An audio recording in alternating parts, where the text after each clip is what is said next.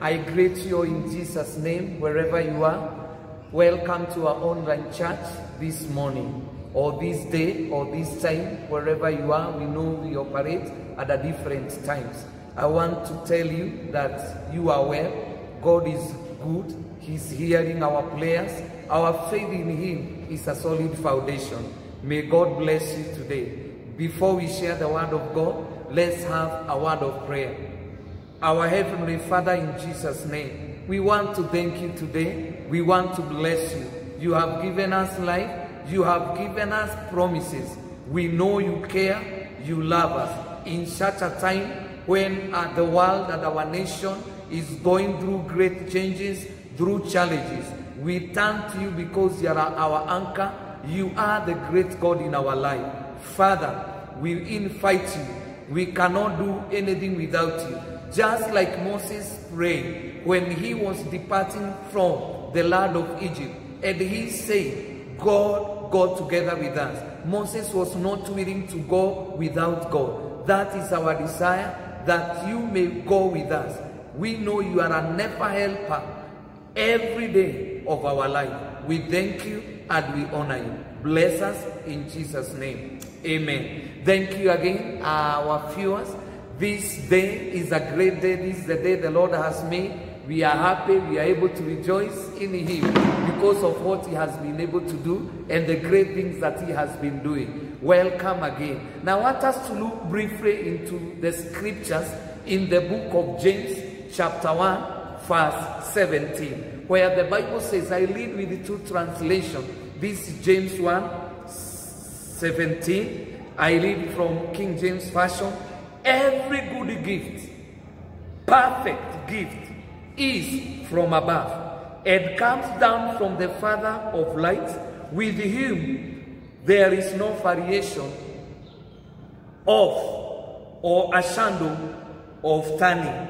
NIV says, I love it. Every good and perfect gift is from above, coming down from the Father of all the lights, who does not change like shifting shadows. I want you to note the word. He never changes like the shifting shadows.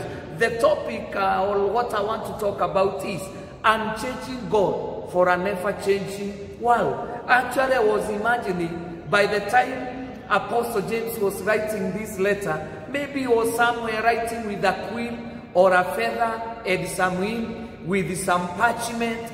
But since those days, things have changed. We can use the Bible that we have today. We can use the iPad or the laptops. Maybe this letter took many years or days to reach where he wanted it to reach, to the church and to the people he was writing for. But today, this message, you see, can come to you within seconds. We can even do an email and it will come to you within a few seconds. That's how things have changed. But the Bible says, yes, things change, life change, situation change, circumstances change. Right now, we cannot be able to come to church physically. We are where we are in our houses. A thing that is a historical thing in our nation.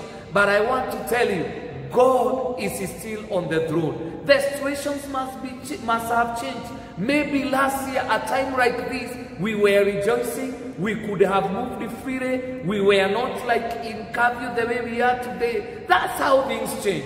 But I tell you, Jesus, our God, is a sure foundation that will never change. And I want you to trust Him more. Yes, coronavirus will change. Some years back it was HIV. Other years back were other plagues the chicken pox plague that swept over the world, killed a lot of people. But I want to learn that God has never changed. The Bible says that this God that we believe in, we should appreciate Him because of the gift that He has given us.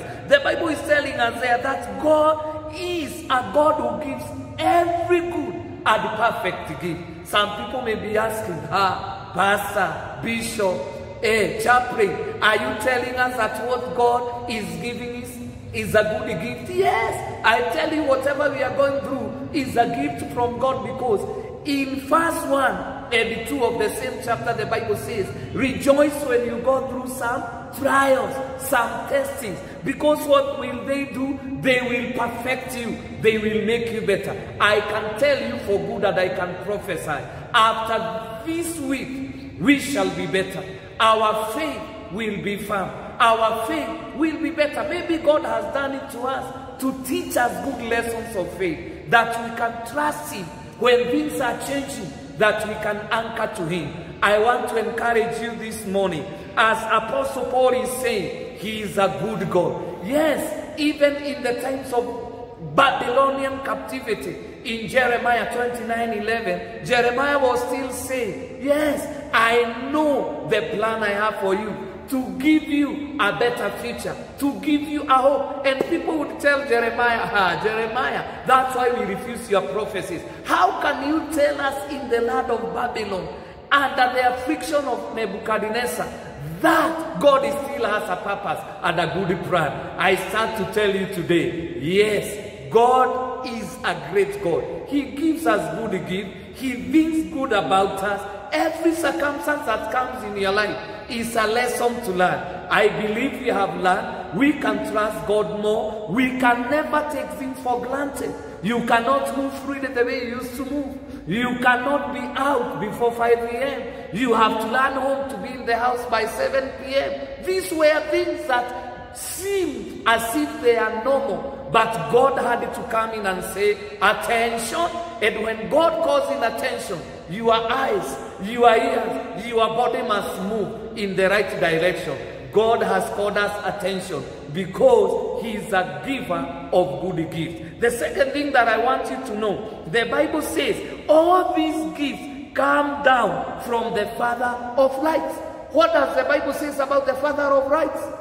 When we talk about light, we talk about the beauty of creation, the stars, the moon, the sun, or other planets. There are so many that move around the galaxy that we have through what we call the Milky Way, or the way that the world is able to interact with the other planets. And because God is the giver of the light, look at how beautiful it is. He is able to make a day, and then He is able to make a night. He is able to release the stars that are beautiful at night because He's a beautifier. Somebody sang and said that. That tells you that our God is not only a God who gives us good gifts. He is the Father of all the right. Apostle James was saying He is a creator. He created the planet Earth. He created the stars, the moon, and everything. So we need to trust upon Him. We are His work. Actually, the Bible says in Genesis, He created us in His own image and in His likeness. So therefore, He cares for us. He has a good plan for our life. He is a good God. He is a greater giver. Even if you look at the things that God has been able to do in your life, brother and sister, do you know that how many times have your heart been beating? Maybe before this sermon ends, you will have, your heart will have taken heartbeat over 21,000 times. How much do you think the oxygen that you breathe has been? Maybe over 1,000 liters of oxygen if we are measured today. Because God is a God who is a Father of the light. He has created us.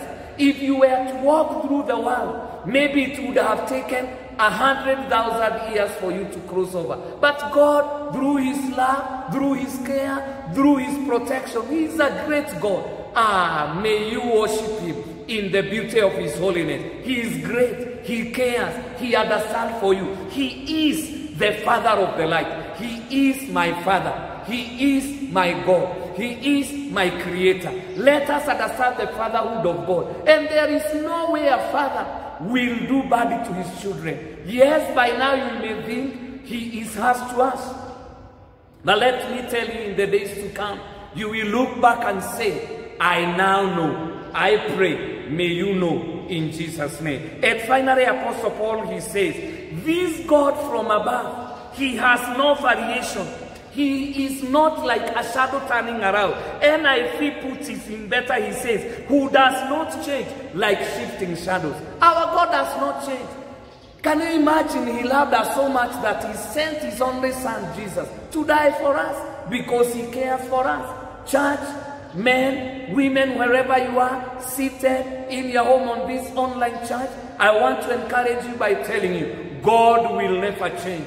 His plans for us still stand. Whatever he spoke, he still stands. Yes, he told us he loved us. He will come for us. But in between here, according to John 16:3, he says, you may experience troubles. You may experience difficulties. But cheer up. I overcame. You shall also overcome. We are overcomers wherever we are. And I declare that this coronavirus, haitapita na wewe, it will not pass with you. You shall remain firm. Why? Because our God is a God who gives us great gifts. Number 2, our God is the Father of all the right. He is a creator. He knows everything. People can have everything they want to say, but Jehovah has the final say. And number 3, as we have seen, he never changes. His love is permanent. Just as he told Jeremiah 29:11, I have a good plan to give you a future and a better hope. That's where we are, in the name of Jesus Christ. And I want to pray together with you that you may know that God cares for you. He listens and he understands where you are. May God heal you. May God deliver you. May God uplift you financially. He is a good Father. He will He will not let you see how God cares for you. Let's pray together. Our Father and our God, we bless you, we honor you. You are a good Father. You prepare good gifts for us. Like a earthly father will never give a son or a daughter a fish, a snake instead of a fish, a stone instead of a blade. The Heavenly Father will love you. You care for us. Number 2, you have told us you are the Father from above, the creator of all the rights and the beautifier of our life. Beautify our lives in this season of discouragement. Beautify our life in this period of coronavirus. I declare we shall not die but live to declare your goodness. And finally, you have spoken to us and you have told us, not only are you able to do that, you never changes. Your love for us can never be changed by the ever-changing circumstances in our life. I declare we serve unchanging God to ever-changing world today. Father, be with us in Jesus' name. God bless you. Thank you for tuning in. May God keep you well. Continue supporting the work of God at our ministry. I believe after this telecast, you will see our numbers where you can support the ministry through offering, through the tithes. God is still there. Whether we are home, wherever we are, God cares for us. Take care of yourself. Shalom. Amen.